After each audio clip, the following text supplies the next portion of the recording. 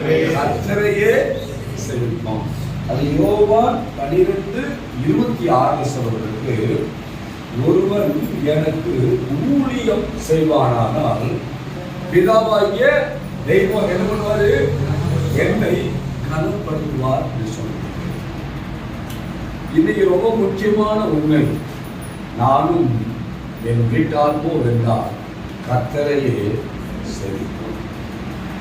நாம ஆண்டவரை சேவிச்சோம்னா நம்முடைய பிள்ளைகள் ஆண்டவரை தேடுவாங்க.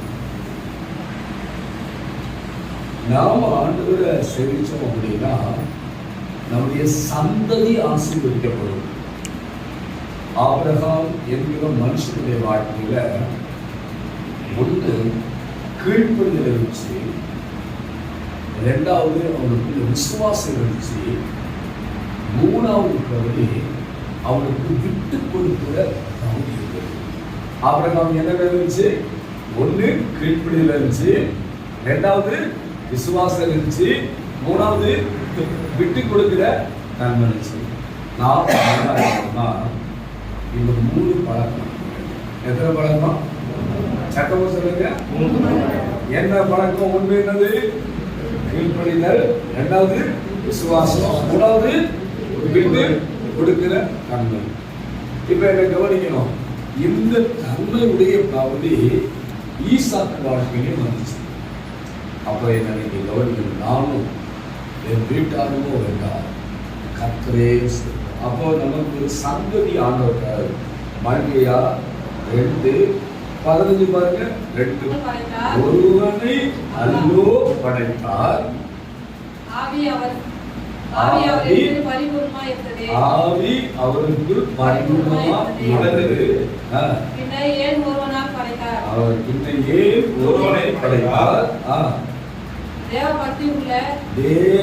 பக்தி உள்ள சந்ததியை பெறும்படி, பக்தி உள்ள சந்ததிய படைக்க உருவாக்க ஆண்டவர் நானும் என் வீட்டாரோ கர்த்தரையே சேவிப்போம் அப்படின்னா நீங்க சேவிக்கணும், உங்க வீட்டுக்காரர் சேவிக்கணும், உங்க பிள்ளைகள் ஆண்டவர் சேவிக்கணும். நம்ம நிலைமையா இதை கவனிச்சு பார்ப்போம். ரொம்ப முக்கியமான ஒரு பகுதி. இன்றைக்கு நம்ம சேவிக்க அர்ப்பணம் செய்வோமானால் ஆண்டவர் நம்மளை ஆசீர்வதிப்பார். என்ன பண்ணுவாரு? தாவீது தன் பிள்ளையின் சாலமோனுக்கு சொன்ன நல் வார்த்தையுடைய போதே 1 நாளாகி 28:9 வாசிங்க.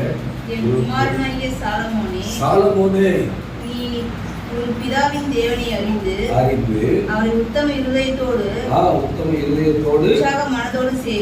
உற்சாக மனதோடு சேவி கர்த்தர் எல்லா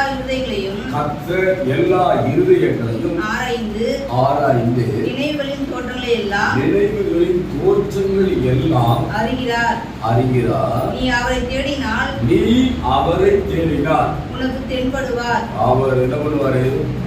உனக்கு நீ சேவி. தாவீதுக்கு சாலமோன் சொன்ன அந்த பகுதி ரொம்ப முக்கியமா. தகப்பன் தாவீது சாலமோனுக்கு என்ன பண்றாரு? இந்த வார்த்தை சொன்ன சேவி. இன்னைக்கு ஆண்டவரை சேவிக்க நம்ம ஆண்டவர் நம்மளை ஆண்டவர் நம்மளை ஆசீர்வாதம் வேணும் அப்படின்னா நம்ம குடும்பமா என்ன பண்ணணும்? இன்னைக்கு குடும்பமா சேமிக்க நம்மளை அர்ப்பணம் செய்வோமானா நம்முடைய வாழ்க்கையில் பொல்லாத பிசாசு நம்மளை விட்டு எழுதுவோம். நம்மளுக்கு என்ன பண்ணுவோம் பாருங்க. ஒரு ஐஸ்வர்யமான ஒரு மனுஷன் செத்த பின்னாடி தனக்கு 5 சகோதரர் இருக்கிறாங்க. இந்த 5 பேர் எனக்கு இருக்கிறாங்க, அவங்கள போய் என்ன பண்ணுது? லாசருவை அனுப்பணும்னு சொன்னாங்க. அப்ப என்ன பண்ண முடியாது தெரியுமா? செத்த பின்னாடி ஐஸ்வர்யமானுடைய வேண்டுதல் என்ன பண்ணல? கேட்கப்படணும். ஐஸ்வர்யவன் ஆடம்பரமா இருந்தான். யார செவிக்கலன்னா ஆண்டவரை செவிக்கணும். மனதோட போக்கில் வாழ்ந்தான். ஆண்டவரை சேவிக்காம செத்த பின்னாடி சேவிக்க விரும்பி அவனால் என்ன பண்ண முடியல, சேவிக்க முடியல. அதை நான் கவனிச்சு பாருங்க. இது ரொம்ப முக்கியமான ஒரு நீங்களும் ஒரு குடும்பமும் ஆண்டவரை அறிந்து கொள்வது பாக்கியம். அதனாலதான் நம்ம தலைமை பாஸ்டர், அதனாலதான் மைக்கேல் வந்து இருக்கிறாங்க. அவரை வந்து அடிக்கடி என்ன பண்ணியிருக்காங்க பார்த்துட்டு இப்போ எங்க கவனிக்கணும். கர்த்தரை கண்டடைய தக்க சமயத்து அவரை என்ன பண்ணுங்க, தேடுங்க. அவரை சமயத்தில் தேடும்போது அவர் நம்மை ஆசீர்வதிப்பார். அவர் என்ன பண்ணுவார், நம்மளை ஆசீர்வதிப்பார். நிறைய அம்மாமார் வந்திருக்கீங்க. அம்மாமாரெல்லாம் நிறைய பேர் வந்திருக்கீங்க. இன்னைக்கு நீங்க ஆண்டவரை சேவிச்சீங்கன்னா உங்க சந்ததி ஆண்டவர் ஆசீர்வதிப்பார். சந்ததி ஆண்டவர் ஆசீர்வதிப்பார்.